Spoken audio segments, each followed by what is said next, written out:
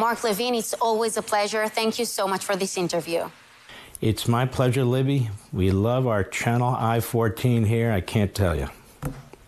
So let's start with the deep state. Do you see any similarities between the deep state in Israel and the U.S.? The deep state, you know, it's such a passive phrase, isn't it, to explain your phony Supreme Court. Your Supreme Court reminds me of the old Soviet Politburo. They appoint themselves.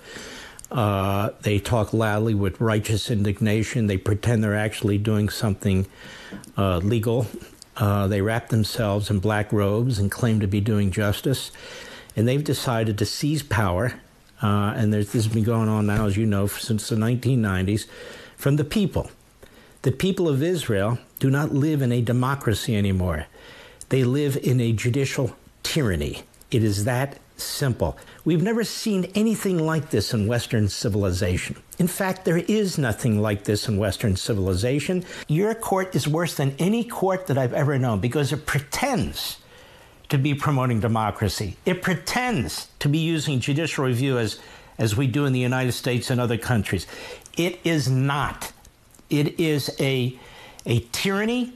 And Israel has the most aggressive, iron-fisted judicial tyranny really on the planet. Could the Trump administration refuse to work with the Shin Bet chief, Ronen Bar, if the court forces the Israeli government to keep him? If I were the head of our FBI, I'd want nothing to do with the guy. First of all, he's a complete failure. The greatest attack on the state of Israel with the greatest consequences, certainly in modern times, somehow this guy missed it. Well, how the hell do you have the equivalent of an FBI director, a domestic security guy? Oops, I missed it. Oops, I didn't tell the prime minister about it. And then you have your Politburo that pretends to be a Supreme Court that says it's anti-democratic if the prime minister of the state of Israel decides to remove this incompetent buffoon.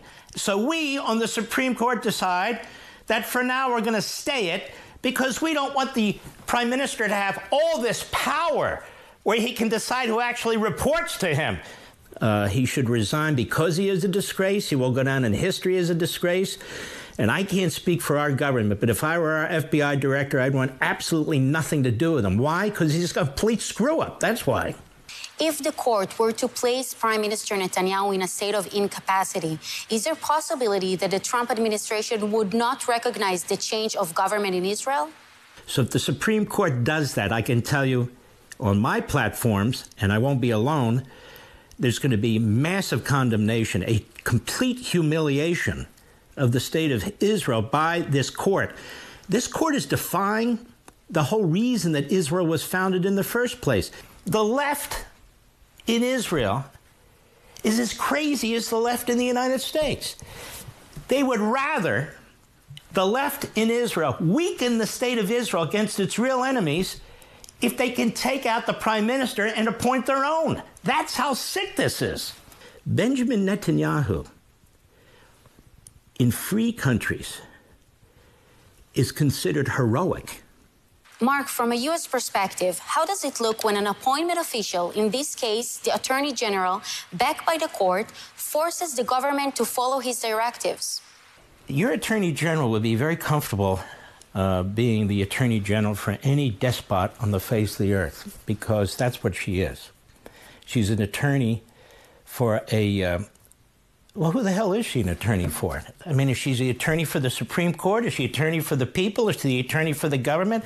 I mean, imagine having power like this. Again, whatever happened to separation of powers? Whatever happened to the fact that you have an executive, you have a legislative, you have a judicial?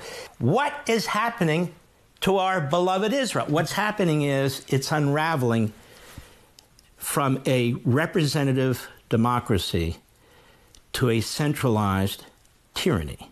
You have an attorney general who's supposed to have a lane and stay in that lane. Literally, Libby, Israel has none of these things anymore. It's frightening. So do you think it's time for people to take to the streets? There needs to be a groundswell of people in Israel. You know, you've got non-governmental organizations in America and in Europe spending millions of dollars funding the left in Israel. You have Ehud Barak and other reprobates were prime minister for about 14 minutes, and then they want to be prime minister again. They're extremely jealous of Netanyahu and his government and his longevity. I don't see as many people in the streets for the good guys as I see for the bad guys. The people need to start speaking out. They need to start showing up. They need to start making demands of their own, just like the kooks on the left. Can we trust President Trump not to strike a weak deal with Iran, but only one that fully dismantles their nuclear program? I think the likelihood of there being a bad deal is very low under Donald Trump, because he's like the king of the deal makers. And we're not dealing with Biden, you know, who's bouncing into padded walls and all the rest of it. Donald Trump's going to take a very close look at this thing. He said Iran will not get nukes. I believe him. I know that we have the right prime minister and the right president at the right time. So I have to believe the right thing will be done. These are two tremendous, not just leaders in America and Israel, but world leaders who are smart like foxes and who are tough as hell. And I think that's why they get along so well. So that allows me to sleep at night. Mark Levin, thank you so much for this interview. It's always a great honor. I love speaking to you folks and to the people of Israel. God bless you.